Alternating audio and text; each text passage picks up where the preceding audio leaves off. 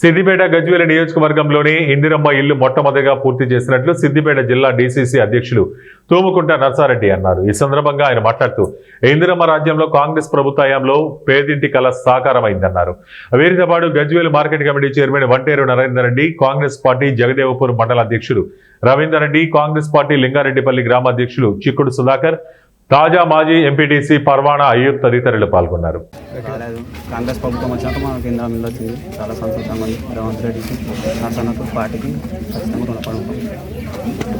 5 లక్షలు వచ్చినందుకే మేము ఇల్లు స్టార్ట్ చేసింది, లేకుండా స్టార్ట్ చేయకపోతున్నాం. ఇవి ఎంతో కొంత ఆసర అయినాయి. చాలా థ్యాంక్స్. లింగారెడ్డిపల్లి గ్రామంలో జగదేపూర్ మండలంలో మొట్టమొదటి ఇందిరమ్మ ఇల్లు గృహప్రవేశం చేసుకోవడం జరిగింది. నిజంగా వాళ్ళ కుటుంబంలో ఆనందం చూస్తే కాంగ్రెస్ పార్టీ వచ్చినందుకు ఇంతమంది సంతోషంగా ఉండు. ఎందుకంటే మా ఎమ్మెల్యే 3 సార్లు గెలిచిండు, ముఖ్యమంత్రి 2 సార్లు అయిండు. అయినా కానీ పేరుకు డబుల్ బెడ్రూమ్లని ఎక్కడ కూడా కట్టియలే. ఏదో ఆయన 1-2 ఊర్లు ఆయన పక్కకున్న ఊర్లు తప్ప. కానీ ఈ ఇందిరమ్మ కాంగ్రెస్ ప్రభుత్వం వచ్చినాక ఇందిరమ్మ ఇళ్లతో పైలట్ ప్రాజెక్ట్ అని ఇక్కడ తీసుకున్నాం.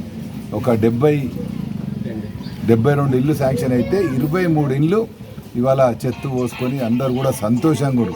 ఎందుకంటే ఎవరు కూడా అప్పుడు మేము 5 లక్షలు ఇస్తాము ఇందిరమ్మ ఇల్లు కంటే అప్పుడు ఎవరు నమ్మలే.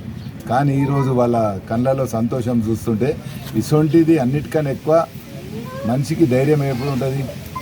మా ఇందిరాగాంధీ చెప్తుండే ఏమని అప్పుడు ఒక స్లోగన్ ఉండే, కాదు అది ఏంది అని, మనిషికి కావాల్సింది అన్నిటికన్నా ముఖ్యం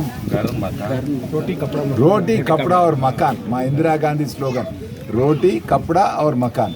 రోటీ కపడా వాళ్ళు ఎట్లనో అట్లా సంపాదించుకుంటారు, చేసుకుంటారు. కానీ మకాన్ అనేది కట్టుకోవాలి ఇల్లు అంటే వాళ్ళకి ఎవరో ఆసరు ఉండాలి, ప్రభుత్వం ఆసరు కావాలి ఆలోచనతో ఇందిరాగాంధీ పేరు మీద ఇవాళ ఇందిరమ్మ ఇళ్ళని పెట్టుకొని వాళ్ళకి ఆసరైన.